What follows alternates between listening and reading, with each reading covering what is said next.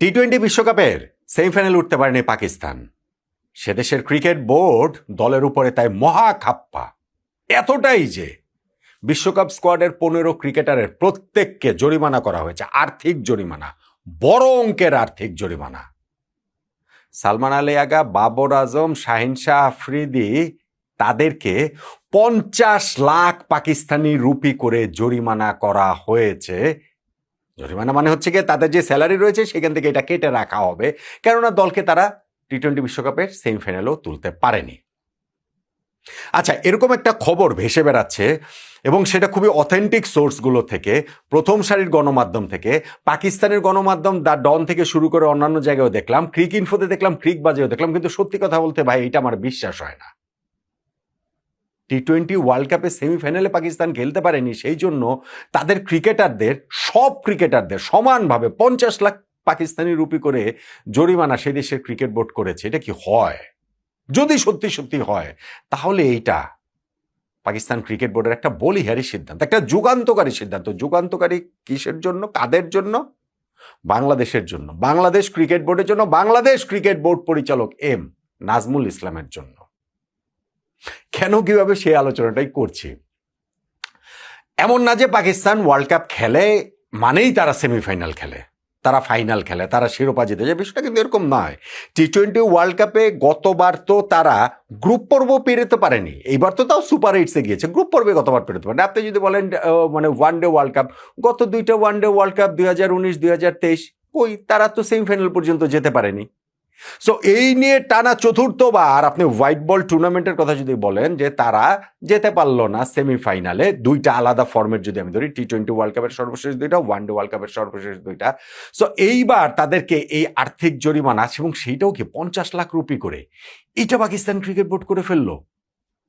পাকিস্তানের যে ক্রিকেটাররা রয়েছেন তাদের সঙ্গে বোর্ডের চুক্তিতে তারা ওই রেভিনিউ শেয়ার একটা পায়, পাকিস্তানের যে বিভিন্ন স্পন্সরশিপ তাদের ক্রিকেট বোর্ডের, সেখান থেকে একটা শেয়ার পায়। কিন্তু যে ফিক্স স্যালারি, সেই জায়গাটাতে আমি দেখছিলাম তাদের এ ক্যাটাগরির কোনো ক্রিকেটার নেই এই সর্বশেষবারে, কিন্তু বি, সি, ডি এই 3টা ক্যাটাগরিতে 10 জন 10 জন 10 জন 30 জন ক্রিকেটার রয়েছেন। এবং তাদের যে স্যালারিটা দেখলাম আমি, তারা মাসে হচ্ছে গিয়ে 30 লাখ পাকিস্তানি রুপি, 25 লাখ পাকিস্তানি রুপি আর 15 লাখ পাকিস্তানি রুপি, এইরকম করে তারা স্যালারিটা পান। তো তার মানে এখন যদি 50 লাখ রুপি তাদেরকে জরিমানা করা হয় একটা ওয়ার্ল্ড কাপে আন্ডার পারফর্ম করার জন্য, তার মানে হচ্ছে গিয়ে তাদের 2 মাস 3 মাসের বেতন কেটে নিল এই ওয়ার্ল্ড কাপে এই সেমিফাইনালে দল খেলতে না যাওয়ার কারণে, উঠতে না পারার কারণে। হ্যাঁ, আমি কিসের জন্য বলছি যে এটা আমার কাছে বিশ্বাসযোগ্য মনে হয় না। এম নাজমুল ইসলামের আলোচনাটা আসে, বাংলাদেশ ক্রিকেটের আলোচনাটা আসে, বিশ্বাসযোগ্য আমার কাছে মনে হয় না। কিসের জন্য? ধরেন আপনার এখানটাতে যেই পাকিস্তানের রেগুলার যে তারা সেমিফাইনাল খেলছে, বিষয়টা সেরকম নয়। এরকম যদি কোনো একটা বিষয় থাকে যে তাদেরকে জরিমানা করা হবে, তাহলে তাদেরকে রিওয়ার্ডেরও একটা ব্যবস্থা থাকা উচিত।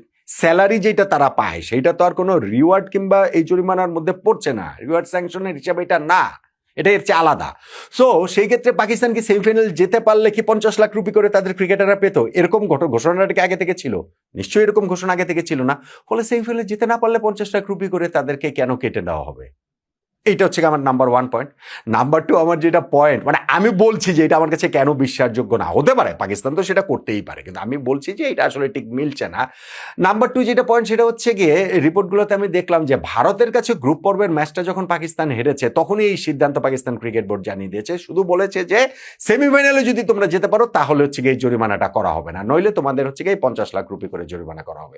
ভাই, একটা ওয়ার্ল্ড কাপ খেলা চলাকালীন সময় গ্রুপ পর্বে ভারতের, আর গ্রুপ পর্বে ভারতের কাছে মানে কি, ভারতের কাছে তো এই আইসিসি ইভেন্টে খেলা হলে পাকিস্তান এমনিতেই হারে, যে কোনো জায়গাতে তো এমনিতেই তারা হারতে থাকে।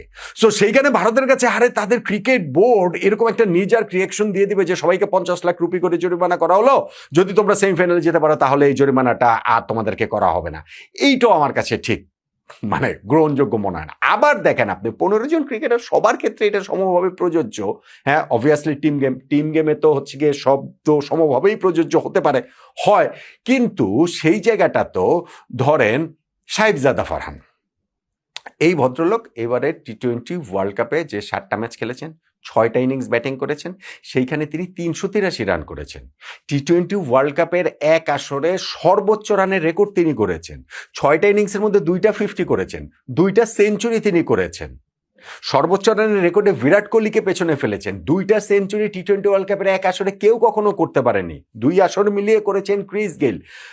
এভারেজ তার 76, স্ট্রাইক রেট তার 160। সেই সাহেবজাদা ফারহানকে এরকম পারফরমেন্স করার জন্য তাকে হচ্ছে 50 লাখ পাকিস্তানি রুপি এখন দিয়ে দিতে হবে।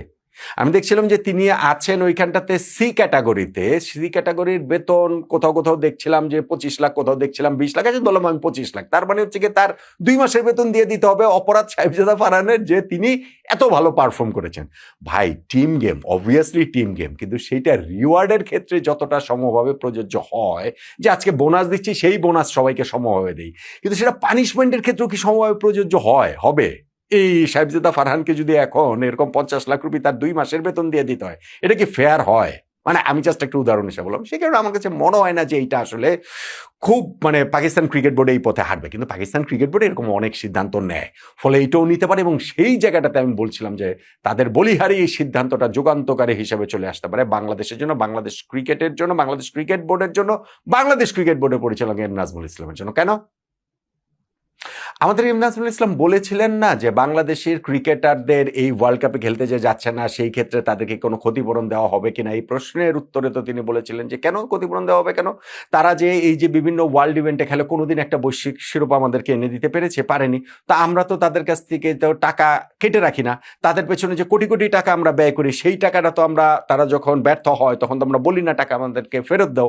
এবং এইভাবে যে তিনি ক্রিকেটারদের হিউমিলিয়েট করেছিলেন, তার প্রেক্ষিতে তো ক্রিকেটাররা ক্রিকেট বয়কট পর্যন্ত করেছিল, বিপিএল এর খেলা একদিন বন্ধ পর্যন্ত ছিল।